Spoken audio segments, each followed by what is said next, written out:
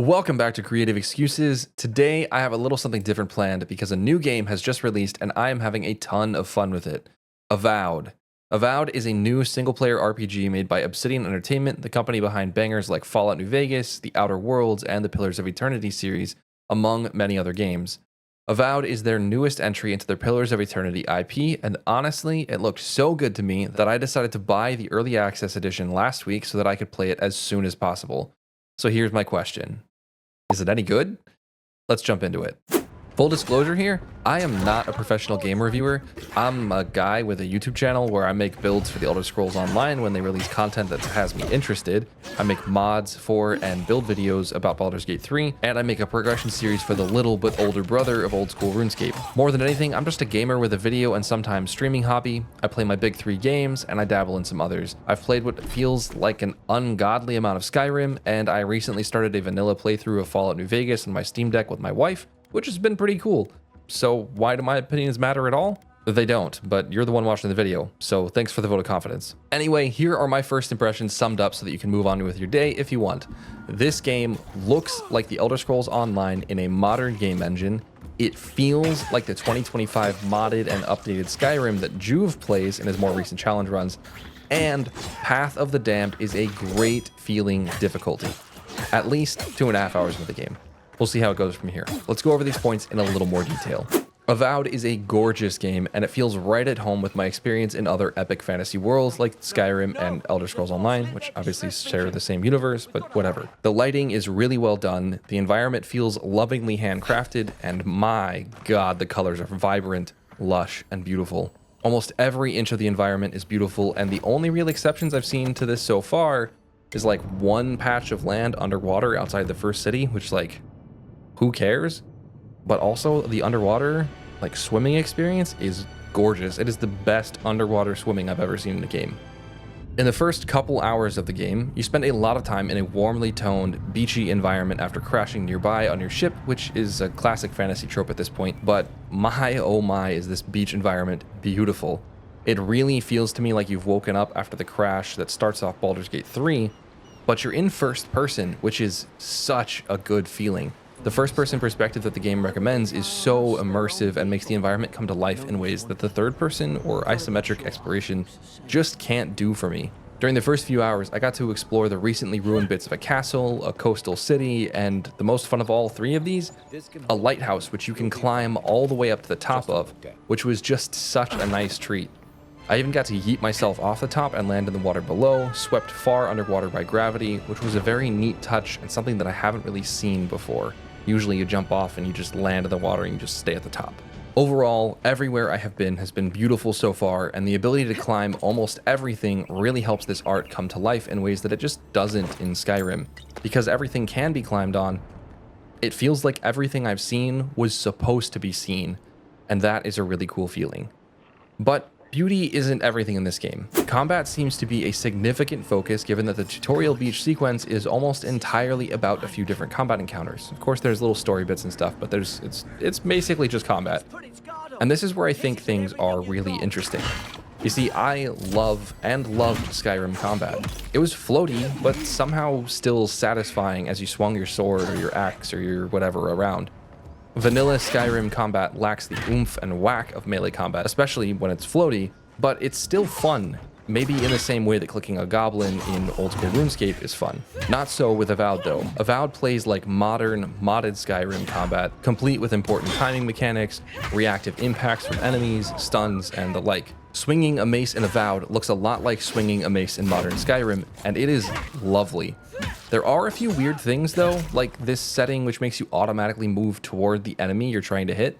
This setting is useful if you suck, I think, but it felt really bad to me until I turned it off because a decent strategy in combat like this is to like strike and back up, strike and back up.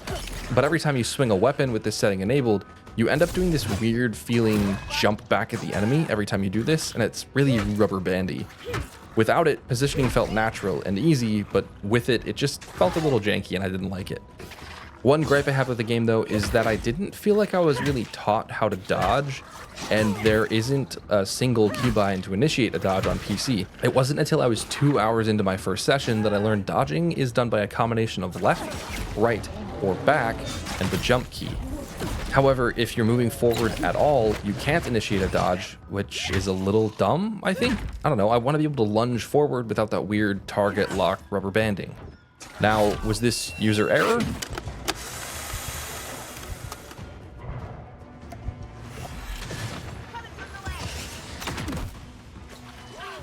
This is all for melee combat though. Ranged combat feels significantly different than Skyrim though, because the arrow physics are more pronounced, you have a faster base shooting speed, and because the range oftentimes feels abysmal.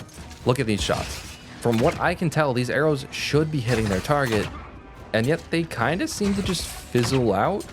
I know there are abilities I can invest points into that increase weapon range and effectiveness, and that perception is also going to contribute to this, but I'm not totally sure.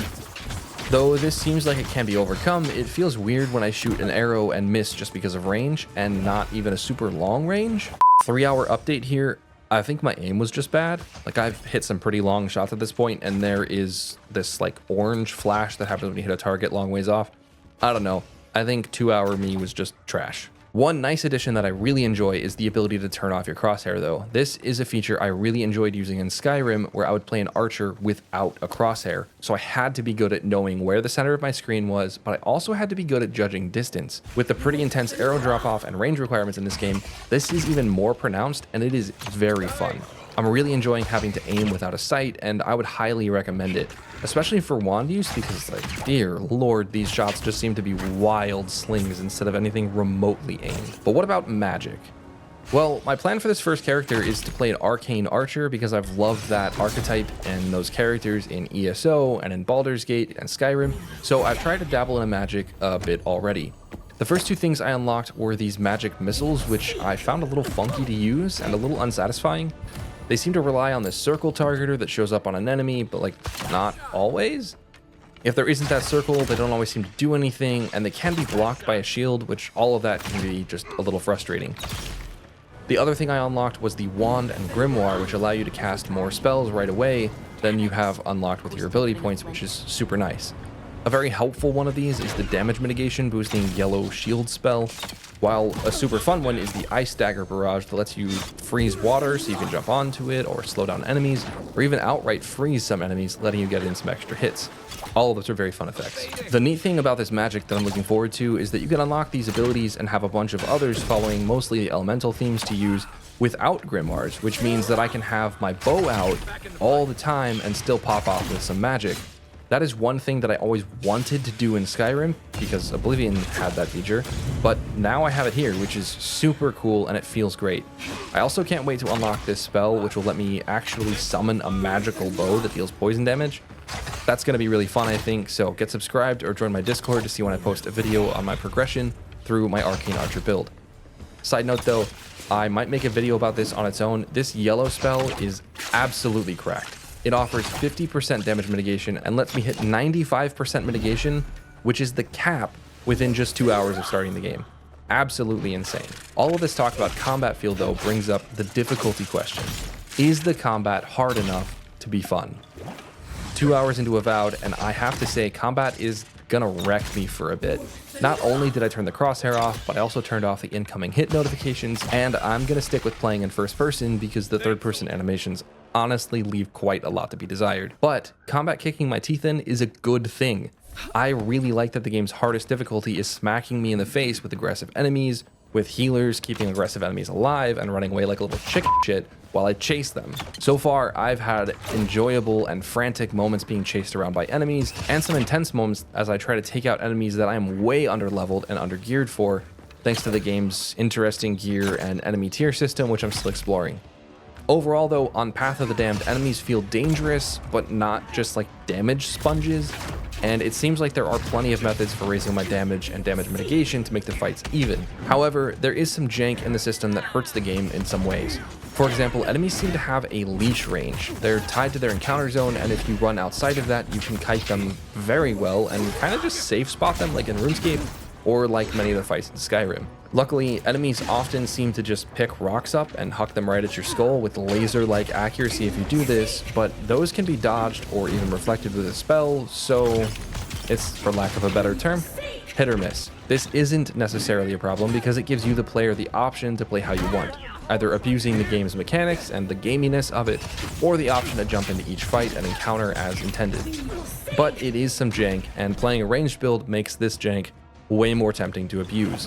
One thing I haven't found so far is that stealth archery is overpowered. It does not seem like it is, but we'll see as I unlock some more perks in the leader levels. Overall, 3 to 4 hours in by the end of this script, I am really enjoying the game. It looks like modern Skyrim, feels like modern Skyrim, and is a whole new world for me to explore. The game is beautiful, the combat is fun, and the build possibilities seem pretty interesting, even if a little shallow in the long run.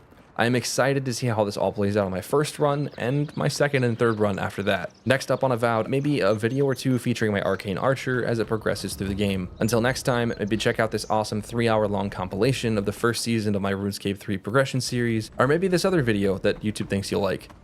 I'll see you all in the next excuse.